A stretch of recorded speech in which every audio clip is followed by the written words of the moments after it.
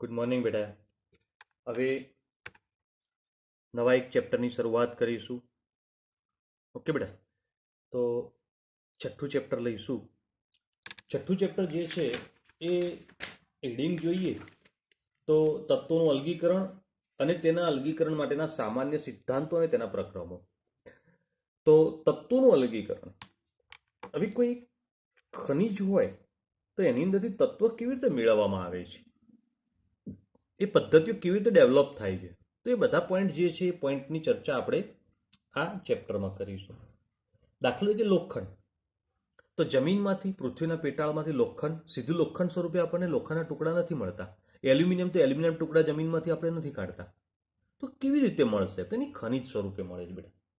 અને જો ખનિજ સ્વરૂપે મળતા હોય તો કઈ કઈ ધાતુઓ કયા કયા સમયમાં ક્યાંથી કેવી રીતે શોધવામાં આવતી હતી એનો એક ઇતિહાસ આગળના 2 પેજમાં આપેલો છે. તો એ ઇતિહાસની ચર્ચા જે છે હું નથી કરતો.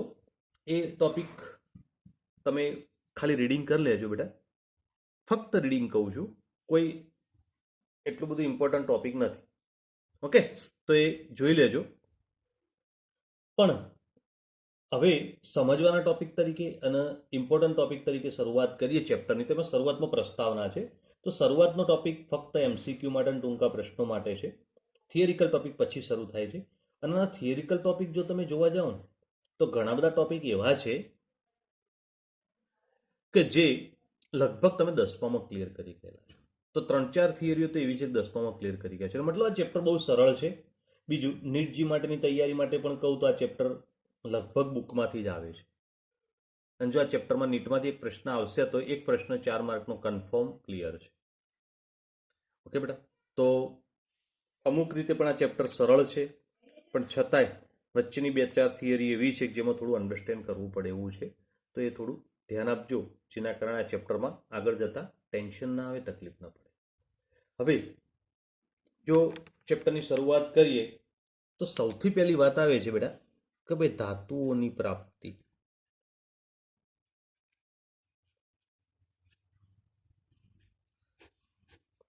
ધાતુની પ્રાપ્તિ મતલબ ધાતુના પ્રાપ્તિ સ્થાન. આપણને ધાતુ ક્યાંથી મળશે તેના પ્રાપ્તિ સ્થાન વિશે ચર્ચા કરીશું, સમજવાનો પ્રયત્ન કરીશું. બરાબર, તો અહીંયા આગળ જો બેટા કે ભાઈ આપણને કેટલીક ધાતુઓ જેવી કે કાર્બન, સલ્ફર, ગોલ્ડ અને ઉમદા વાયુ,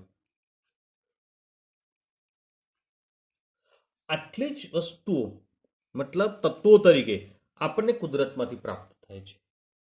તો મતલબ કે આના સિવાયના બાકીના તત્વો તો સંયોજિત સ્વરૂપે મળે છે.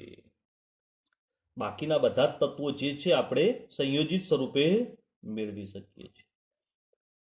હવે જો તેને પ્રચુરતા પ્રમાણમાં ટકાવાર પ્રમાણ પ્રતિશત પ્રમાણમાં એને અલગ અલગ જો ઓળખવામાં આવે અથવા અલગ અલગ રીતે જો આપણે બધાને વિચારીએ તો એ પરિસ્થિતિની અંદર સૌથી વધુ પ્રમાણમાં ધાતુ તરીકે એલ્યુમિનિયમ મળે છે. એલ્યુમિનિયમ ધાતુ તરીકે એલ્યુમિનિયમ, અધાતુ તત્વોની વાત નથી.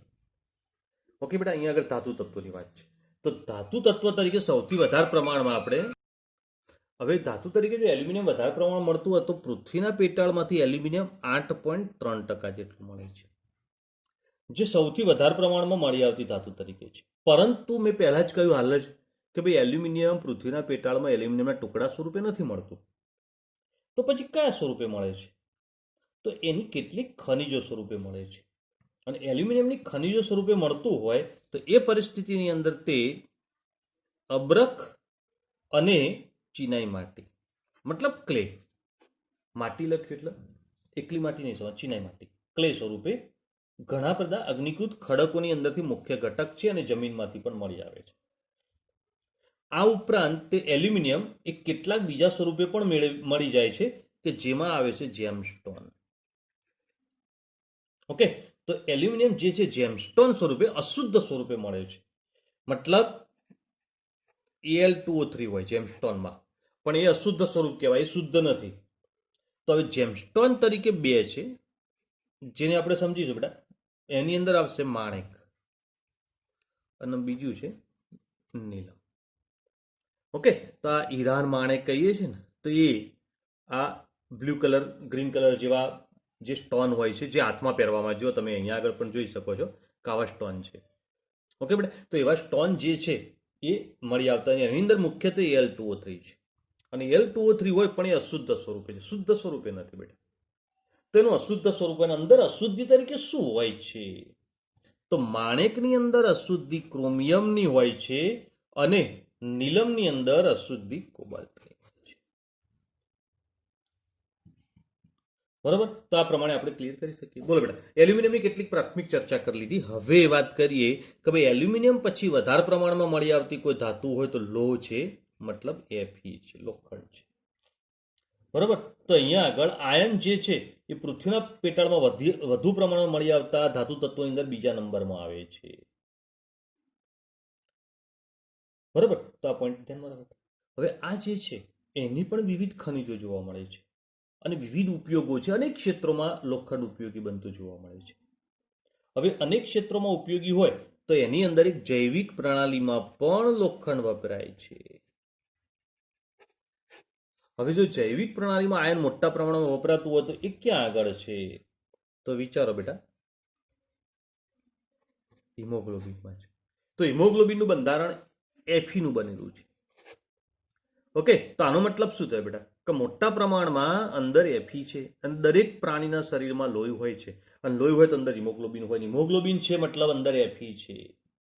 ઓકે, તો આપણે આ ક્લિયર કરી શકીએ.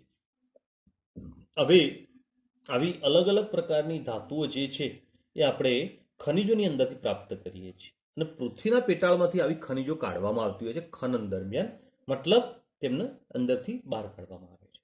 અને આવી ઘણી બધી ખનિજો હોય તો એના સ્ત્રોત કયા છે અને કઈ એની કાચી ધાતુ છે, એના અયસ્ક કયા છે. તો એવી કાચી ધાતુ અથવા અયસ્ક જે છે એના માટેનું કેટલુંક લિસ્ટ આપણે અહીંયા આગળ સમજવાનો પ્રયત્ન કરીશું. આ પોઈન્ટ એટલા માટે અગત્યનો કે આની અંદરથી MCQ ઘણી બધી વખત પૂછાયેલા છે. ઓકે બેટા, અને જો MCQ ઘણી બધી વખત પૂછાયેલા હતા, MCQ જે છે એ માટે આ કોઠો તૈયાર કરવો પડશે. અને કોઠાની અંદર આપણે જે કેટલીક ધાતુ વિશે ચર્ચા કરીશું, અને એ જે ધાતુ વિશે ચર્ચા કરી છે ને એટલી ધાતુ વિશે જ આપણે આ ચેપ્ટરમાં ભણવાનું છે. બીજું ચર્ચા બહુ નોર્મલ છે. બરાબર, તો આપણે સૌથી પહેલા કઈ ધાતુ? તો એલ્યુમિનિયમ. ઓકે, હવે એલ્યુમિનિયમની ખનિજ કઈ, અયસ્ક કયું? તો એલ્યુમિનિયમ માટેનું અયસ્ક છે બોક્સાઇટ. તો બોક્સાઇટ છે. હવે બોક્સાઇટનું સૂત્ર શું? તો AlOX OH3 - 2x, જ્યાં એક્સની કિંમત 0 થી 1 ની વચ્ચે છે. બરોબર, બીજી રીતે લખવું હોય ને તો અહીંયા આગળ આ રીતે આપણે ક્લિયર કર્યું, એમાં Al2O3 × XH2O પણ ઘણી વખતે લખવામાં આવે છે. તો આ રીતે આપણે એને દર્શાવી શકીએ છીએ, ધ્યાન રાખજો. હવે એક ખનિજ આ ક્લિયર થઈ ગઈ. બીજી છે કેઓલિનાઇટ. કેઓલિનાઇટનું સૂત્ર છે Al2OH4Si2O5. આ એલ્યુમિનોસિલિકેટ છે એક પ્રકારના, અને એલ્યુમિનોસિલિકેટ તરીકે એમાં એલ્યુમિનિયમ અને સિલિકોન બંને આવે છે. બરાબર, તો એક કેઓલિનાઇટ તરીકે ઓળખાય છે, જે ચિનાઈ માટી છે. માટી શબ્દ વાપર્યો પણ અંદર ચિનાઈ માટી આપણે વધુ સ્પષ્ટતા કરીશું.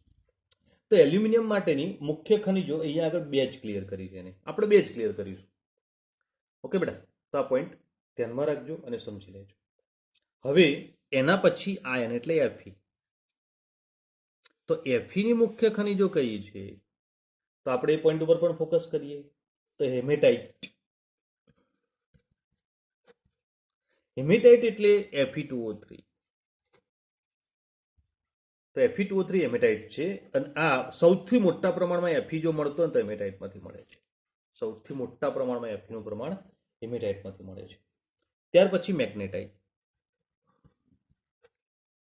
બરાબર, Fe3O. ઓકે, તો મેગ્નેટાઇટ છે. પછી સિડેરાઇટ. તો FeCO3 છે, સિડેરાઇટ.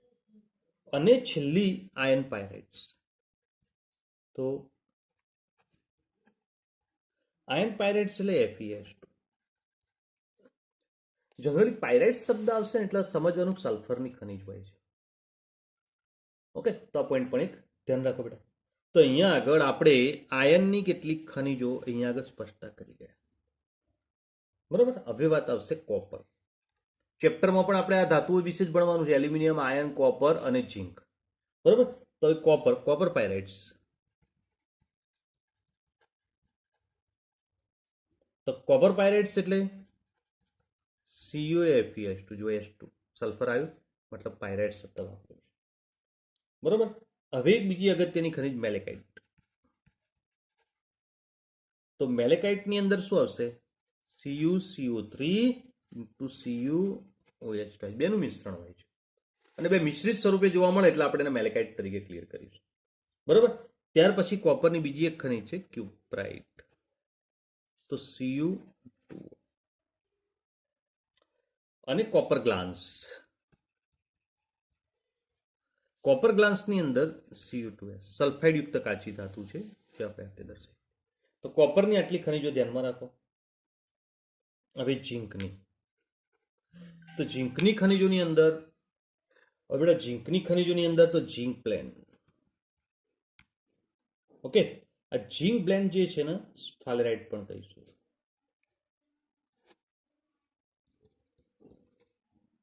તો એના માટેનું સૂત્ર ZnS છે. સૂત્ર કદાચ આગળ પણ પરિચિત થઈ ગયેલા હશો. ત્યાર પછી કેલેમાઇન છે. ઓકે, અને કેલેમાઇનનો મતલબ એનો કાર્બોનેટ છે, ઝીંક કાર્બોનેટ. અને ઝીંકાઇટ તો મતલબ ઝીંકનો ઓક્સાઇડ. તો આ બધી ચર્ચા કરી બેટા એ કેવી છે? તો આપણે ખનિજો માટેની ચર્ચા કરી ગયા, એના ઉદાહરણ જોઈ ગયા. હવે અહીંયા આગળ કોઈ ચોક્કસ તત્વ આ રીતે સંયોજિત સ્વરૂપે જોવા મળતું હોય છે અને અહીંયા આગળ અલગીકરણ કરવા માટે દાખલા કે ઝીંક મેળવવું હોય તો એની ખનિજો છે. હવે આમાંથી ઝીંક અલગ પાડવું પડે તો રાસાયણિક રીતે સરળ પડે, સુગમ પડે, મતલબ સરળ પડે અને વ્યાપારિક દ્રષ્ટિએ પણ આપણને પોસાય એવી કેટલીક પદ્ધતિઓ અહીંયા આગળ પસંદ કરવામાં આવે છે. બરાબર. બીજું કે એ કાચી ધાતુ આપણને વધારે પ્રમાણમાં મળવી પણ જોઈએ, તો એ પણ જરૂરી છે. તો દાખલા તરીકે એલ્યુમિનિયમ માટે જોવા જઈએ આપણે તો એલ્યુમિનિયમની કાચી ધાતુ બોક્સાઇટ છે અને બોક્સાઇટ પુષ્કળ પ્રમાણમાં પ્રાપ્ત થાય છે, જેના કારણે એની કાચી ધાતુ બોક્સાઇટ જે છે એમાંથી એલ્યુમિનિયમ છૂટું પાડવામાં આવે છે. તો એ જ રીતે આયન તમારે મેળવવો તો હિમેટાઇટ પુષ્કળ પ્રમાણમાં મળે છે અને એ હિમેટાઇટમાંથી છૂટું પાડવામાં આવતું હોય છે. ઓકે બેટા. હવે તમે જ્યારે આ ધાતુનો ઉપયોગ કરતા હો ત્યારે એની અયસ્ક શબ્દ વાપર્યો એટલે કાચી ધાતુ છે, એટલું ધ્યાન રાખજો. ઓકે, તો એની અંદર શબ્દો આવા 2-4 શબ્દો આવશે ને થોડા ધ્યાન રાખવાના, એટલે આપણા માટે વારંવાર શબ્દો આવી જાય તો આપણને તકલીફ ન પડે. ક્લિયર? તો એની કાચી ધાતુ કઈ વાપરીશું એક એ પોઈન્ટ ઉપર ધ્યાનમાં રાખવામાં આવે છે. અને બીજું કે પ્રદૂષણ ન થાય એની પણ કાળજી રાખવામાં આવે છે. તો તમે જ્યારે કાચી ધાતુ વાપરો તો કેટલા પ્રમાણમાં મળે એ પણ જોવા મળે. દાખલા તરીકે Fe માટે તો હિમેટાઇટ અગત્યની છે કારણ કે વધારે પ્રમાણમાં મળી આવે છે. તો પછી આયન પાયરેટ્સ પણ છે, પણ આયન પાયરેટ્સનો ઉપયોગ ઓછો કરવામાં છે. કેમ ઓછો કરીશું? કારણ કે એની પ્રક્રિયા દરમિયાન સલ્ફરમાંથી SO2માં રૂપાંતર થાય છે અને SO2માં રૂપાંતરણ થાય તો SO2 વાયુ વાતાવરણમાં પ્રદૂષણ ઉત્પન્ન કરે છે. બરોબર. તો એના કારણે એનો ઉપયોગ નથી કરવામાં આવતો. પણ કોપર અને ઝીંક માટે જો જોવા જઈએ તો એની પરિસ્થિતિની અંદર એની મુખ્ય ધાતુ તરીકે એની પાયરેટ્સ અને આની અંદર ઝીંક બ્લેન્ડ મતલબ સલ્ફરયુક્ત જ છે.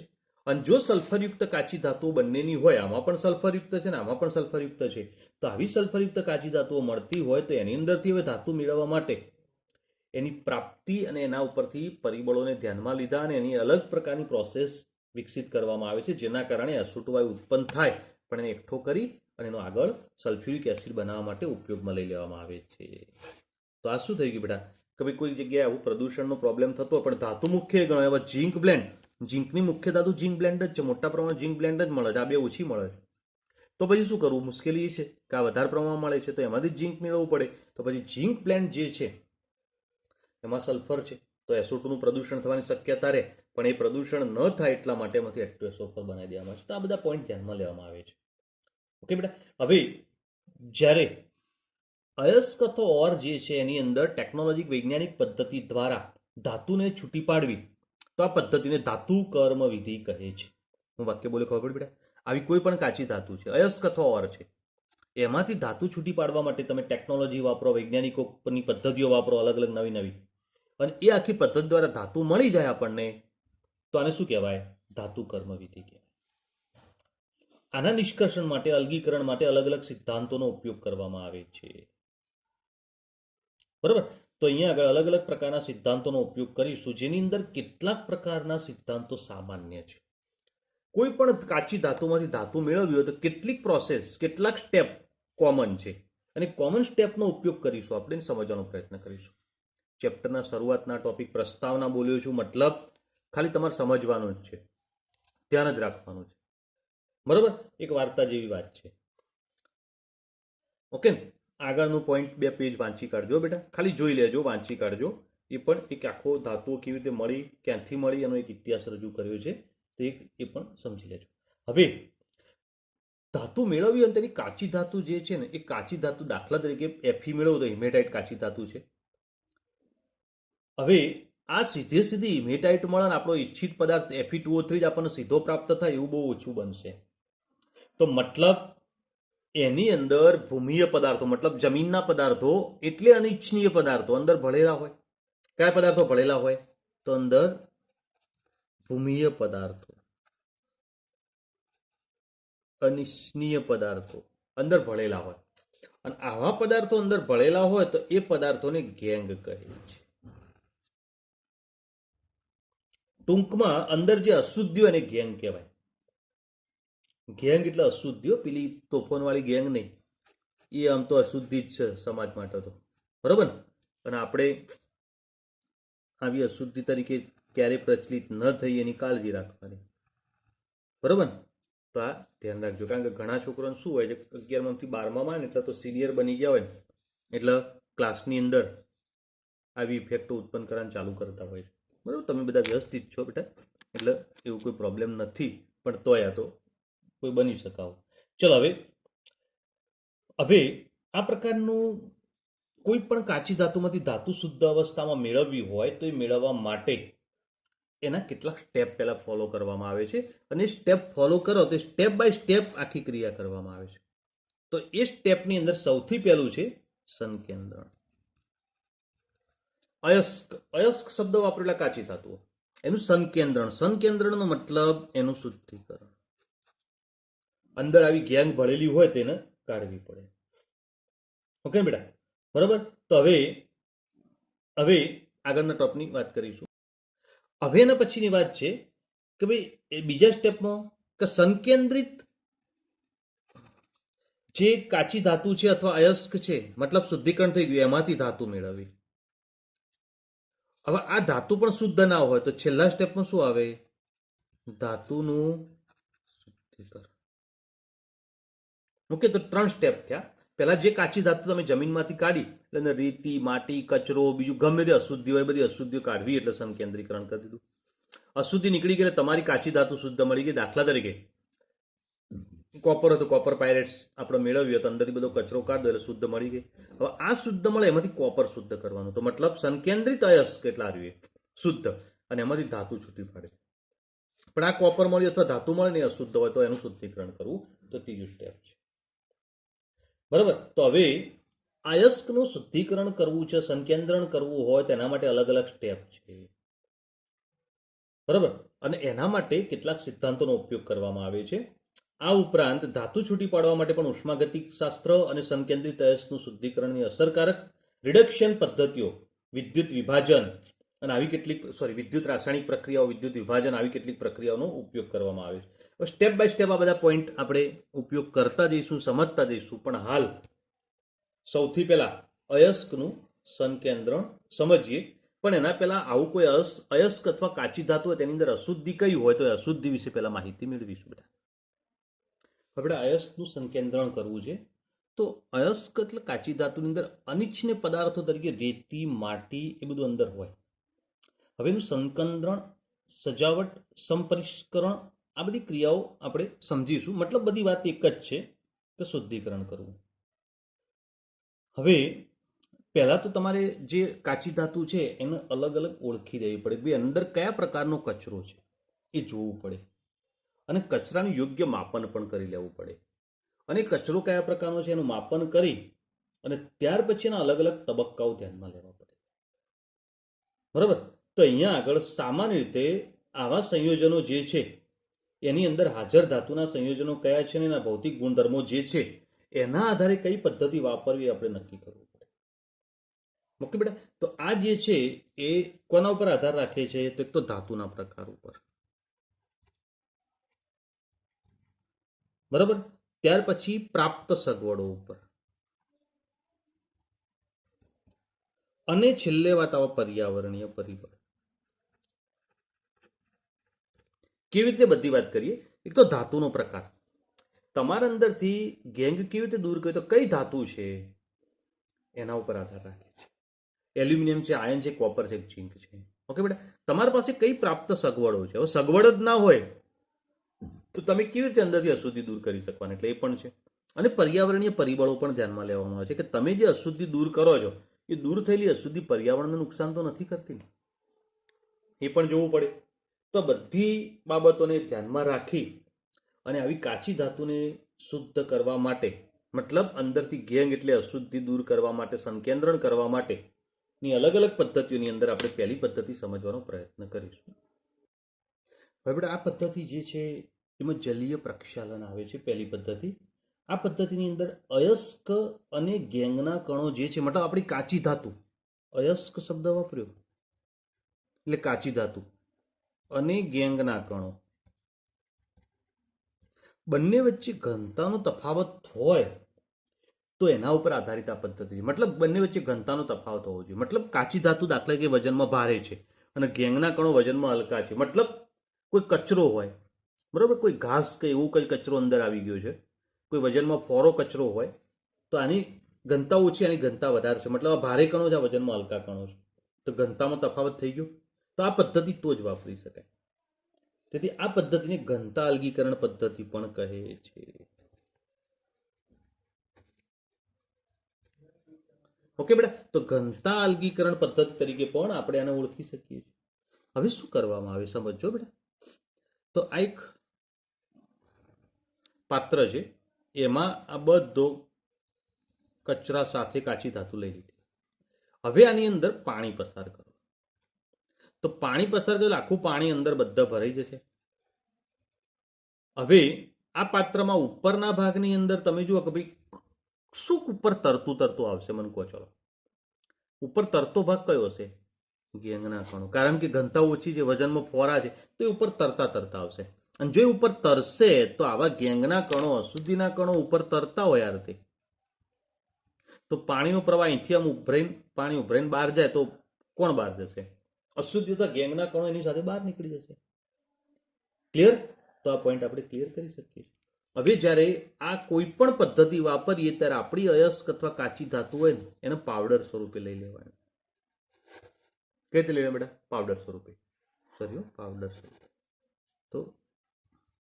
તો પાવડર સ્વરૂપે એને લઈ લેવામાં આવતી હોય છે. પાવડર બનાવી અને અંદર ભરી દીધો. હવે અંદર પાણી નાખીને જે કચરો અથવા કણો, ગેંગના કણો વજનમાં હલકા હોય એની સાથે તરતા તરતા બહાર નીકળી જશે.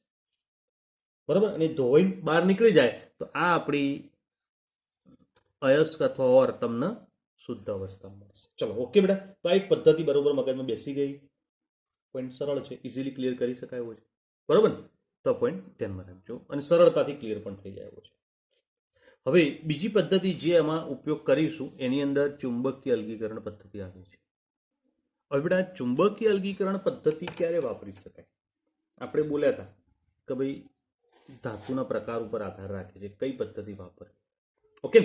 તો હવે આ પદ્ધતિ ક્યારે વાપરી શકાય? તો તમારું અયસ્ક અને ગેંગ બંનેમાંથી કોઈ પણ એક પદાર્થ, બેમાંથી ગમે તે એક પદાર્થ ચુંબક પ્રત્યે આકર્ષણ પામે તેવો હોવો જોઈએ. અયસ્ક ચુંબક પ્રત્યે આકર્ષણ પામે તેવી હોય તો ગેંગ ના હોય તો ચાલે, અને ગેંગ ચુંબક પ્રત્યે આકર્ષણ પામવું હોય તો અયસ્ક ના હોય તો ચાલે. બરોબર. તો એના કારણે આ પદ્ધતિ આપણે વાપરી શકીએ જે ચુંબક પ્રત્યે આકર્ષણતા હોવાના કારણે તેને ચુંબકીય અલગીકરણ પદ્ધતિ કહે છે. સામાન્ય રીતે આયનના જે ઓર છે ને, આયનનો અયસ્ક, બરાબર, તો એના માટે આ પદ્ધતિ વપરાય છે શુદ્ધિકરણ માટે. કેમ?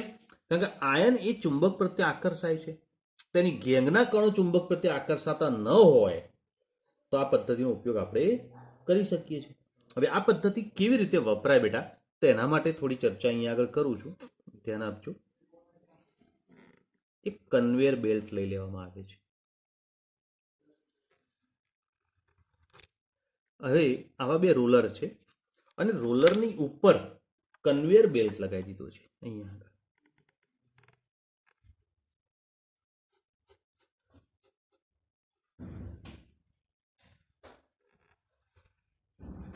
ઓકે, આવો કન્વેયર બેલ્ટ છે જે ફરે જાય, મોટો બેલ્ટ લગાવ્યો હોય પટ્ટો, અને ફરે જાય. અહીંયા આગળ એક હોપર લગાવેલું છે.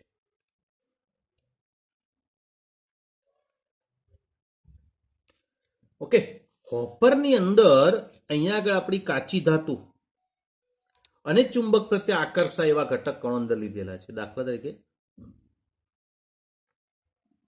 આ કાચી ધાતુ, ઓકે, અને એની અંદર આ ગેંગના કણો. ચલો બેટા, મગજમાં વાત બેઠી. બંનેનું મિશ્રણ છે. હવે રેડ કલરના ટપકા દર્શાવે છે આપણી કાચી ધાતુ છે, આયન વાળી છે, બરાબર.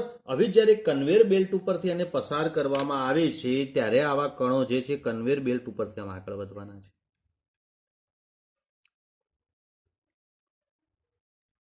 ઓકે, તો કન્વેયર બેલ્ટ ઉપરથી આગળ વધે ત્યારે એની સાથે સાથે ગેંગ અથવા અશુદ્ધિના કણો પણ આગળ વધશે. અંદર છે જ મિશ્ર થયેલા છે. ઓકે, અને ગેંગ અથવા અશુદ્ધિના કણો પણ મિક્સ થયેલા હોય તો એ પણ આગળ વધવાના. હવે અહીંયા આગળ બે પાત્રો લઈ લઈએ. એક પાત્ર જે છે એ કન્વેયર બેલ્ટની નજીક રાખીએ અને બીજું પાત્ર જે છે એ બેલ્ટથી થોડું દૂર રાખીએ. ઓકે બેટા, આવા બે પાત્રો લઈ લઈએ તો એ પરિસ્થિતિની અંદર અહીંથી જ્યારે ચુંબક, આ ચુંબક છે, આ ચુંબક લીધેલું હોય અહીંયા આગળ, તો ચુંબક પ્રત્યે આકર્ષાય તેવા કણો જે છે ચુંબક પ્રત્યે આકર્ષાઈને ધીરે ધીરે અહીંથી છૂટા પડશે. મતલબ આ પાત્રમાં એવા કણો એકઠા થશે તો જે ચુંબક પ્રત્યે આકર્ષાય. જે ચુંબક પ્રત્યે નથી આકર્ષાતા એ કણો જે છે એ તેનાથી દૂર પડશે અહીંથી. સમજણ પડી બેટા? અને એ કણો દૂર પડે તેવા કણો અહીંયા આગળ એકઠા કરવામાં આવે છે. તો બોલો, ચુંબકીય અલગીકરણની વાત કમ્પ્લીટ મગજમાં બેસી જાય તો આવા કણો જે છે અહીંથી અહીંયા દૂર પડશે અને આ કણો જે છે એ અહીંથી નજીક પડશે જે ચુંબક પ્રત્યે આકર્ષાતા. તો આ રીતે આપણે એનું અલગીકરણ કરી શકીએ છીએ. બોલો, આ પદ્ધતિ ચુંબકીય અલગીકરણ પદ્ધતિ તરીકે ઓળખવામાં આવે છે. આવડશે? કદાચ 2 માર્કમાં પ્રશ્ન પૂછાય તો એકદમ ઇઝીલી ટોપિક છે, થિયરિકલ ટોપિક તરીકે તૈયાર કરવાનો. આ ચેપ્ટર માટે બેટા કોઈ પણ જાતનું મટીરિયલ હું પ્રોવાઈડ નહીં કરું, બરાબર. તમારા બુકમાંથી જ તૈયાર કરવાનું છે. બુકની અંદર હેડિંગ સાથે જ બધા પ્રશ્નો આપેલા. જો ચુંબકીય અલગીકરણ તો હેડિંગ આપેલું છે ચુંબકીય અલગીકરણ, જલીય પ્રક્ષાલન તો હેડિંગ જલીય પ્રક્ષાલન આપ્યું જ છે. તો આ જે હેડિંગ આપ્યું છે એના અનુરૂપ જ અંદર વર્ણન છે, તો એ પ્રમાણે તમારે વર્ણન પણ ક્લિયર કરી દેવાનું. જ્યાં હું આકૃતિ દોરું છું તો એ આકૃતિ તમારે દોરવાની રહેશે પરીક્ષામાં. હું જે આકૃતિ નથી દોરતો અથવા દોરીશ તો તમને કહી દઈશ કે આ નથી દોરવાની, પણ આ દોરવાની છે, પરીક્ષા માટે તૈયાર કરવાની છે, બરોબર. તો આ ક્લિયર કરી દો. હવે નેક્સ્ટ પ્રશ્નની ચર્ચા કરીશું, સમજીશું. હવે બેટા, અયસ્કને શુદ્ધ કરવા માટેની પદ્ધતિ ફીણ પ્લવન પદ્ધતિ તરીકે ઓળખાય છે. તમે આગળના ધોરણમાં પણ ભણી ગયેલા છો. મેં આકૃતિ દોરી દીધી છે.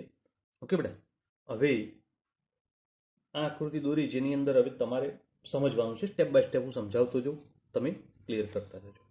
ઓકે, હવે આની અંદર એવું કહે છે બેટા કે ફીણ પ્લવન પદ્ધતિ ક્યારે વાપરી શકાય?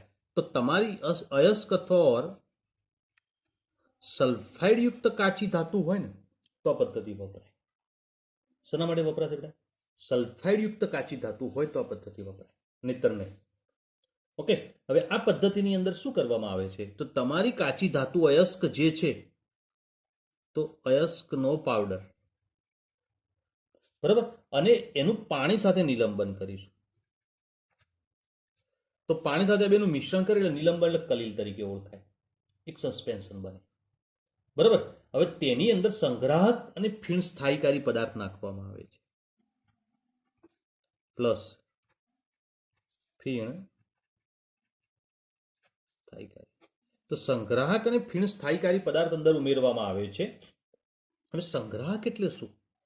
ફીણ કરતા પદાર્થ જેના દ્વારા ફીણ ઉત્પન્ન થાય છે. ઓકે, તો આવા સંગ્રાહક તરીકે તમે કોનો ઉપયોગ કરી શકો? તો પાઇન ઓઇલ, ફેટી એસિડ, બરાબર, જેન્થે, ટર્પેન્ટાઇન, બરાબર. તો આવા પ્રકારના કેટલાક ઘટકો તમે વાપરી શકો જે ફીણ ઉત્પન્ન કરતા છે, જે પાણી સાથે મિશ્ર થાય ફીણ બનાવે. ઓકે, તો અહીંયા આગળ આ કણો જે છે એ અંદર શું કરશે બેટા? બિન આદ્રતા ઉત્પન્ન કરશે, મતલબ અંદર ફેલાશે. બિન આદ્રતા ઉત્પન્ન કરે મતલબ અંદર ફેલાતા હોય છે. કેવી રીતે ફેલાય આપણે પછી સમજીએ. જ્યારે ફીણ સ્થાયીકારી પદાર્થ તરીકે તમે બે પદાર્થોનો ઉપયોગ કરી શકો છો, ક્રેસોલ અથવા એનિલિન. બેમાંથી કોઈ પણ એક વાપરી શકીએ છીએ જે ફીણ સ્થાયીકારી, કારણ કે ફીણ ઉત્પન્ન થયું, તમે જુઓ ઘણી વખતે ઘરે પણ આપણે ડિટર્જન્ટ કે સાબુનો ઉપયોગ ફીણ ઉત્પન્ન થાય, પણ એક બે મિનિટ પછી ફીણ ધીરે ધીરે જતું રહેશે, ફીણના બબલ્સ બધા ફૂટી જાય છે. તો ફીણ જતું રહ્યું તો ફીણ રહી શકે નહીં. તો આવું ફીણ વધારે સમય રાખવું હોય તો ફીણ સ્થાયીકારી પદાર્થ તરીકે આ પદાર્થો અંદર થોડા પ્રમાણમાં નાખી દેવામાં આવે છે આની સાથે. ઓકે બેટા, તો આ પોઈન્ટ ધ્યાનમાં રાખો. હવે આ ફીણ પ્લવન પદ્ધતિ કયા પોઈન્ટને ધ્યાનમાં રાખીને વિકસાવી છે? તો ખનિજના કણો જે છે ને એ તેલ વડે ભીંજાય છે, મતલબ તેલ સાથે જોડાય છે. મતલબ આ બધા તેલી પદાર્થો, pine oil, fatty acid, xanthate, turpentine, આ બધા તેલી પદાર્થો છે. એની સાથે ખનિજના કણો જોડાઈ જશે. જ્યારે ગેંગના કણો જે છે એ પાણી વડે ભીંજાય છે, મતલબ એ પાણી સાથે જોડાઈ જાય છે. ઓકે, તો હવે શું કરીશું?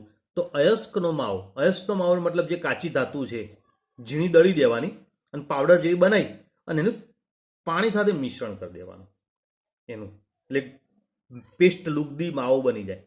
ઓકે, અને તેની અંદર થોડું તેલ નાખી દો. આ બધું મિશ્રણ અહીંથી અંદર ઉમેરો, એટલે અંદર પાણી છે એમાં જશે બધું મિશ્રણ.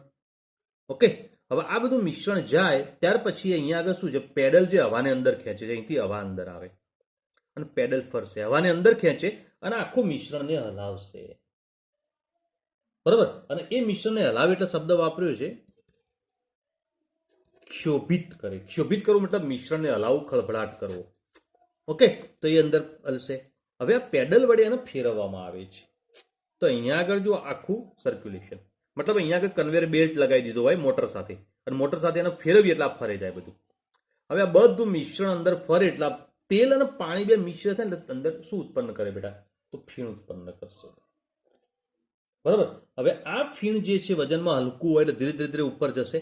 હવે એ ઉપર જાય એની સાથે સાથે ખનિજના જે હલકા કણો છે ને એ પણ ફીણ સાથે ઉપર જવાના. હવે આવું ફીણ ઉપર આવી ગયું, એને ઉપરથી કાઢી લેવાનું ધીરે ધીરે, એટલે તારવી લો, મતલબ ફીણ ઉપરથી બહાર નીકાળી દીધું. આવું ફીણ બહાર કાઢી દો પછી એને ધોઈ દો, સૂકવી દો. એટલે ધોઈ દેશો એટલે અંદરના પાણીના કણો, ફીણના જે તેલના કણો ને બધા કણો નીકળી જશે. ત્યાર પછી સૂકવી દો. ઓકે બેટા, સૂકાઈ જાય એટલે આપણને શું મળી જશે? તો ખનિજ, કાચી ધાતુ મળી જશે. ઓકે, અને અહીંયા આગળ શું રહેશે બેટા? બધું જે અંદરની અશુદ્ધિઓ હોય, ગેંગના કણો, એ બધા અહીંયા નીચે પડ્યા રહેશે, ભારે કણો થાય. બરાબર, અમુક ટાઈમે આ ઉપયોગ થઈ જાય પછી આ રગડો એકદમ ગંદો પાણી બધું રેતી વાળો થઈ જાય તો બધું કાઢી દેવાનું. બરાબર, બધું નાખી દો, પછી બધું મિશ્રણ ફરતી પાછું યુઝ કરો, તારથી ઉપયોગ કરી શકાય છે. બોલો, આખી પદ્ધતિ જે સિસ્ટમ ક્લિયર કરી ખબર પડી જશે બેટા. તો જે કાચી ધાતુ હતી, દાખલા કે ઝીંકની કોઈ પણ કાચી ધાતુ હોય, ઝીંક સલ્ફાઇડ, બરાબર, કોપર પાયરાઇડ્સ, તો CuFeS2, તો આ બધાનું શુદ્ધિકરણ કરવું તો આ પદ્ધતિ વાપરી શકાય છે. તો આગળ જ્યારે આ ધાતુ આવશે ત્યારે કઈ લીધું હશે કે ભાઈ શુદ્ધિકરણ માટે ફીણ પ્લવન પદ્ધતિ દ્વારા કાચી ધાતુનું શુદ્ધિકરણ કરવામાં આવે છે. એટલે આ પદ્ધતિ તમારા મગજમાં બેસાડી દેવાની પદ્ધતિ, થિયરિકલ તરીકે ઇમ્પોર્ટન્ટ. ઓકે, પણ એવું બને ક્યારેક કે આપણી કાચી ધાતુ જે છે એની અંદર બંને ખનિજો સલ્ફાઇડ યુક્ત હોય. દાખલા તરીકે ZnS હોય ને, ઝીંક બ્લેન્ડ, તો એની અંદર PbS પણ મળે, બે મિશ્રણ સ્વરૂપે જ મળે. હવે બંને સલ્ફાઇડ યુક્ત કાચી ધાતુ હોય તો હવે આને અલગ કરવું હોય તો શું કરીશું બેટા?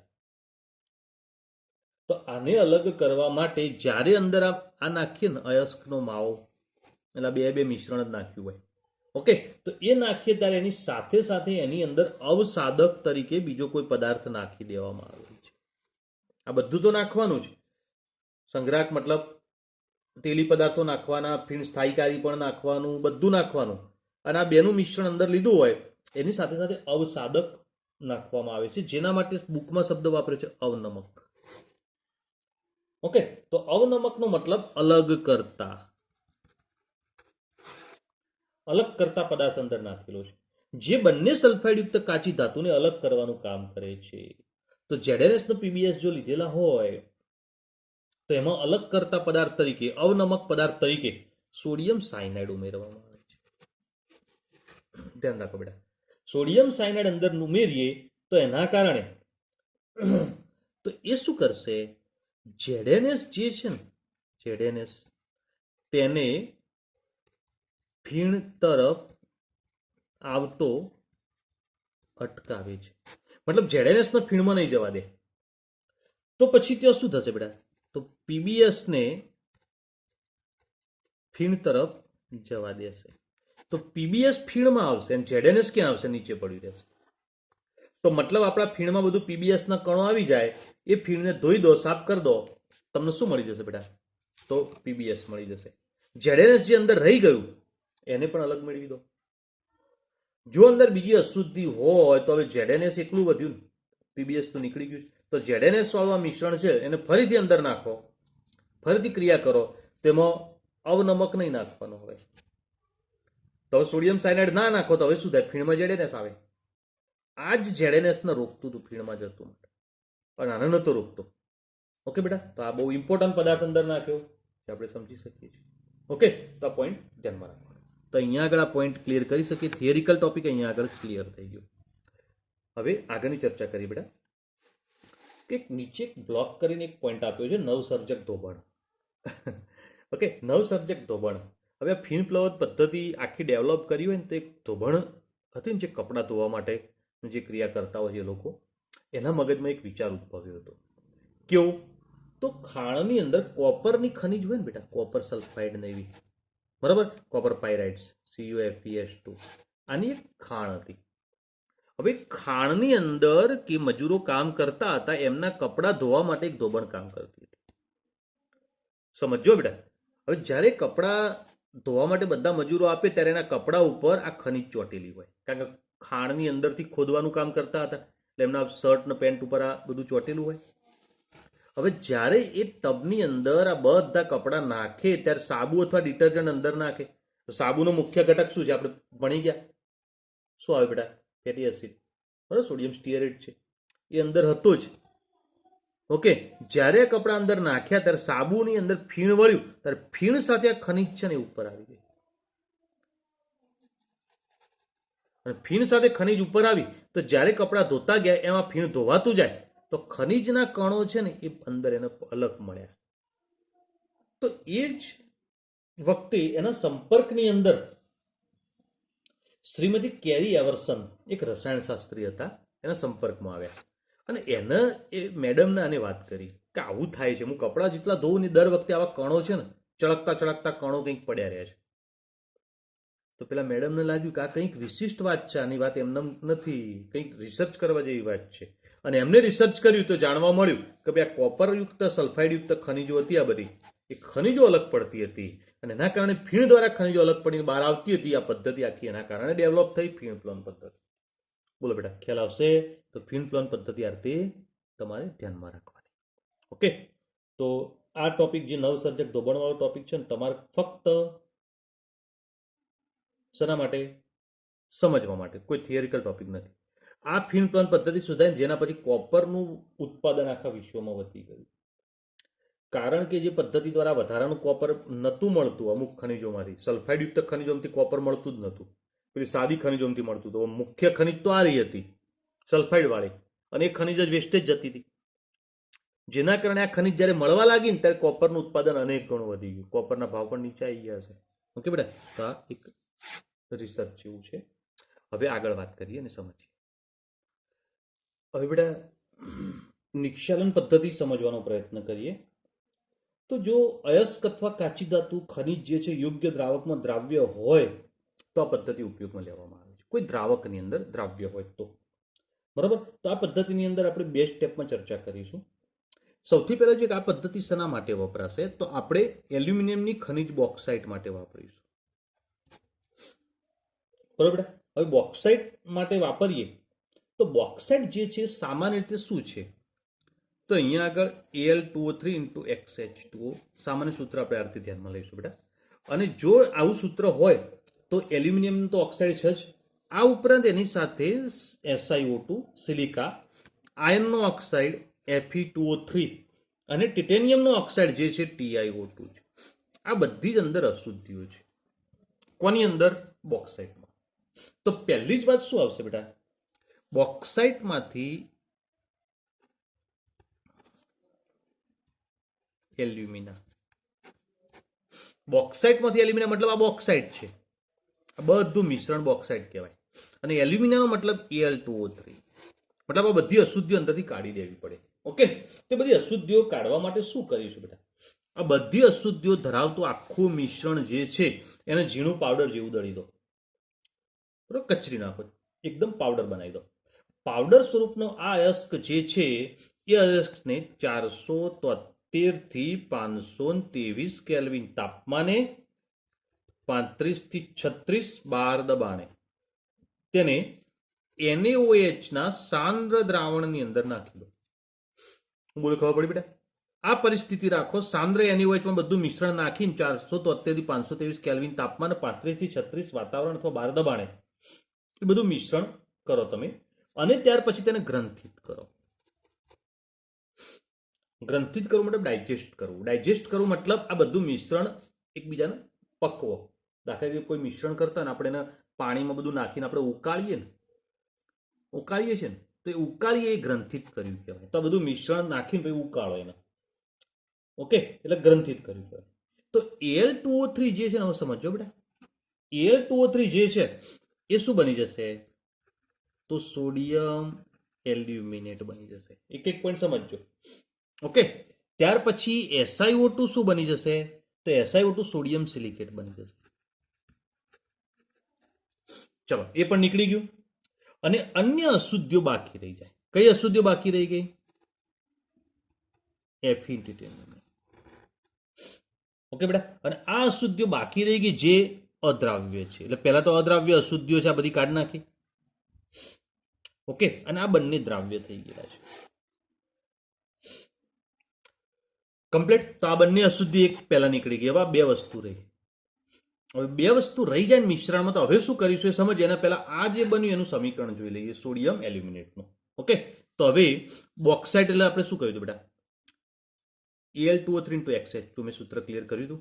તો હવે એમાં Al2O3 તો છે જ ને, તો પ્રક્રિયા કોણ કરશે? Al2O3 કોની સાથે? NaOH સાથે, અને અંદર પાણી પણ છે એટલે પ્લસ H2O.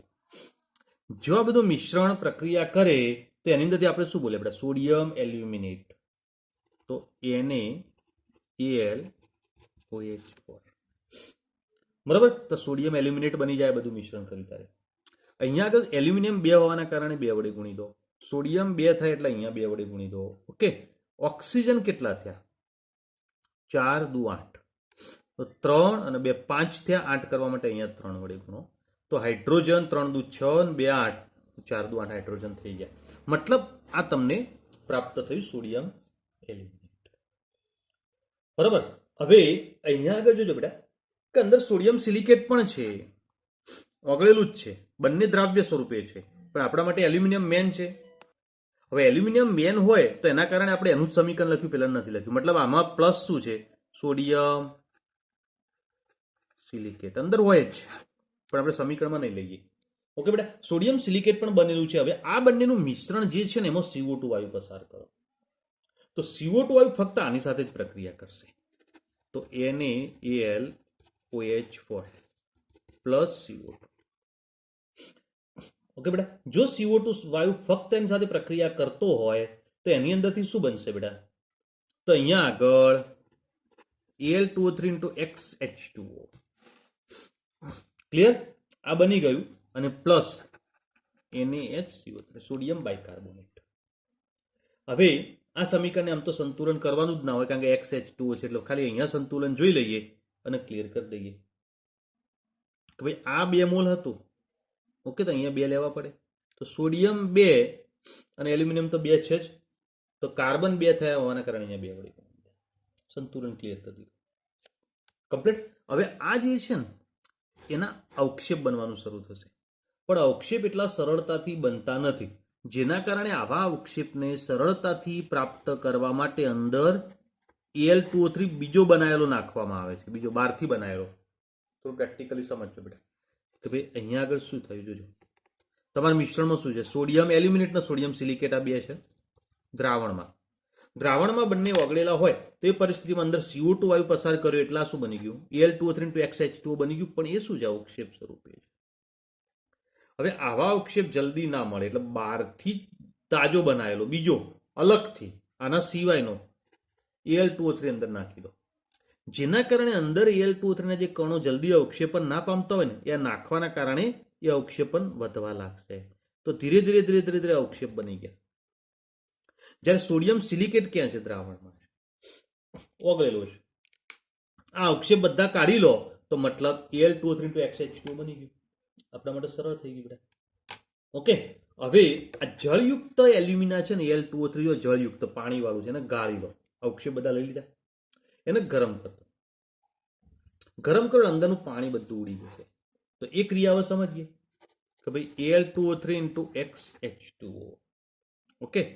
તો 1470 કેલ્વિન તાપમાને ગરમ કર્યું એટલે અંદરથી શું બની ગયું? Al2O3 plus XH2. તો આ પ્રક્રિયા આખી બોલો મગજમાં બેસી જાય બેટા, તો પોઈન્ટ આપણે ક્લિયર કરી શકીએ. તો આ કોના ઉપર લીધું બેટા? આ ખનિજ આપણી પાણીમાં દ્રાવ્ય હતી, યોગ્ય દ્રાવકમાં, એટલે આ પદ્ધતિ શક્ય બની. બરોબર ને? તો આ પોઈન્ટ એક સમજી લેવાનો અને ક્લિયર.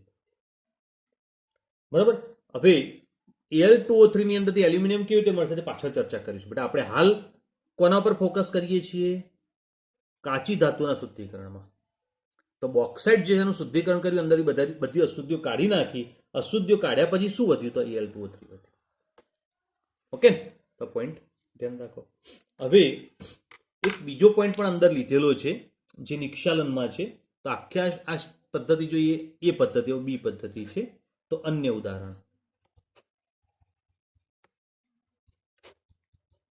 ની અંદર સિલ્વર અથવા ગોલ્ડ જેવી કેટલીક કાચી ધાતુઓ જે છે એને આપણે પ્રાપ્ત કરવી હોય તો એ કેવી રીતે પ્રાપ્ત કરી શકાય? તો એની કાચી ધાતુનું શુદ્ધિકરણ કરવું હોય તો આ શુદ્ધિકરણ કરવા માટે સોડિયમ સાયનાઇડ અથવા પોટેશિયમ સાયનાઇડ જેવા પદાર્થો અંદર નાખવામાં આવે છે અને એ દ્રાવણ મિશ્રણમાં નાખી અને એને હલાવી દેવામાં આવે. દાખલા ગોલ્ડ અને સિલ્વર આની કાચી ધાતુઓ હોય એને ઝીણી દળી દેવાની. ઝીણી દળી અને સોડિયમ સાયનાઇડ અથવા પોટેશિયમ સાયનાઇડ એનું દ્રાવણ હોય એની અંદર આ કાચી ધાતુ અંદર નાખી દેવાની અને એની અંદર હવાની હાજરીમાં અંદર શું કરવામાં? નિક્ષાલન કરવાનું. અને હવાની હાજરીમાં નિક્ષાલન કરીએ તો ગોલ્ડ અથવા સિલ્વર અંદર દ્રાવ્ય ક્ષાર સ્વરૂપે છૂટું પડશે. હવે દ્રાવ્ય ક્ષાર સ્વરૂપે છૂટું પડતું હોય તો કેવી રીતે પડશે? તો એને આપણે ચર્ચા કરવાનો પ્રયત્ન કરીશું. તો હું દર્શાવું, ધ્યાન આપજો બેટા કે અહીંયા આગળ એમ લખ્યું છે. એમનો મતલબ આપણી જે ગોલ્ડ અને સિલ્વરની કાચી ધાતુ પણ અશુદ્ધ છે. ત્યાર પછી અંદર સોડિયમ સાયનાઇડ અથવા પોટેશિયમ સાયનાઇડ નાખ્યો એટલે Cn- નાખ્યું, પ્લસ પાણીમાં દ્રાવણ છે એટલે H2O છે અને હવા પસાર કરીએ મતલબ O2 છે. ઓકે બેટા. જ્યારે બધી પ્રક્રિયા થઈ જશે ત્યારે પ્રક્રિયા દરમિયાન એની અંદરથી એનું સાયનાઇડ યુક્ત સંયોજન બનશે સંકીર્ણ MCN ટ્વાઇસ માઇનસ. ઓકે. અને પ્લસ OH. ઓકે બેટા. તો ચલો આ ક્લિયર. આ એક દ્રાવ્ય સંકીર્ણ મળ્યું, દ્રાવ્ય ક્ષાર મળ્યો. બરોબર. હવે સંતુલન જોઈ લેવું પડશે બેટા. અને સંતુલન ક્લિયર કરવું છે તો કેવી રીતે ક્લિયર કરીશું? એક એક પોઈન્ટ સમજતા જઈએ અને ક્લિયર કરતા જઈએ. બરોબર. તો અહીંયા આગળ સંતુલનની શરૂઆત અહીં 4 વડે ગુણીને કરો તો મતલબ અહીંયા પણ 4 વડે ગુણી દો. બરોબર. જો ત્યાં 4 વડે ગુણીએ છીએ તો કેવી રીતે પ્રક્રિયા થશે હવે સમજીશું. ધ્યાન આપજો. હવે અહીંયા 4 વડે ગુણે મતલબ સાયનાઇડ જો 8 થઈ ગયા. આ 2 છે ને 4 વડે ગુણે એટલે મતલબ 8 વડે ગુણો. જો આ બાજુ 8 માઇનસ હોય તો અહીંયા 4 માઇનસ, તો બીજા 4 વડે ગુણો એટલે 8 માઇનસ થઈ જશે. હાઇડ્રોજન જોઈ લો 4 છે, 4 હાઇડ્રોજન કરવા માટે અહીં 2 વડે ગુણી દીધા તો ઓક્સિજન સંતુલિત થઈ જશે 4 કમ્પ્લીટ. હવે આ દ્રાવ્ય સંકીર્ણ જે બન્યું એની પ્રક્રિયા હવે કોઈ સક્રિય ધાતુ સાથે કરો. સક્રિય ધાતુ તરીકે ઝીંક લીધી. મતલબ ઝીંકનો ભૂકો અંદર ભભરાઈ દો. તો જે આપણી જે ગોલ્ડ અને સિલ્વરની સંકીર્ણની આ જે વાત હતી ને, આ એમ તરીકે ગોલ્ડ અથવા સિલ્વર છે, એની અંદર ઝીંક દાખલ થઈ જશે. અને જો ઝીંક દાખલ થઈ જાય તો ZnCN4 2 માઇનસ અને 2n. મતલબ આ રીતે બની જશે. કેમ? તો અહીંયા આગળ સંતુલન માટે શું કરીશું બેટા? તો ધ્યાન આપો, 4 સાયનાઇડ છે એટલે 2 વડે ગુણી દો એટલે M2 થઈ ગયા, માઇનસ પણ 2 થઈ ગયા, ઝીંક સંતુલિત. તો તમને ગોલ્ડ અથવા સિલ્વર જેવી કાચી ધાતુ અહીંથી મળી જશે. હવે ગોલ્ડ અને સિલ્વરની કોઈ સ્પેશિયલ ચર્ચા આપણે નથી કરવાની, એટલે સીધું એનું નિપજ સ્વરૂપે જ બતાવી દીધું. આમ તો ખરેખર આપણે આટલા સુધી જ આવવાનું હોય, પણ આગળ પણ પ્રક્રિયા પૂરી કરી દીધી એટલે આ પ્રક્રિયા કમ્પ્લીટ. બરાબર. તો નિક્ષાલન પદ્ધતિની અંદર 2 પોઈન્ટ ક્લિયર કર્યા, જે આ ધ્યાનમાં રાખજો. બરાબર. આ જે અન્ય ઉદાહરણ વાળું સમીકરણ છે ને, બોર્ડની પરીક્ષામાં 2 વાર પૂછાયેલું પણ છે, એટલે ધ્યાન રાખજો, સમીકરણ પરફેક્ટ તૈયાર કરજો. અને આ બોક્સાઇટમાંથી એલ્યુમિનિયા વાળો પ્રશ્ન પણ બોર્ડની પરીક્ષામાં પૂછાયેલો છે. ઓકે. તો બંને પ્રશ્નો જે આપણે નિક્ષાલનના ક્લિયર કર્યા, બંને પરીક્ષા માટે અગત્યના છે, ધ્યાન રાખજો. આટલા સુધી રાખીએ. નેક્સ્ટ ચર્ચા નેક્સ્ટ એપિસોડમાં કરીશું અને સમજીશું બેટા. ઓકે, ચલો, ગુડ ડે.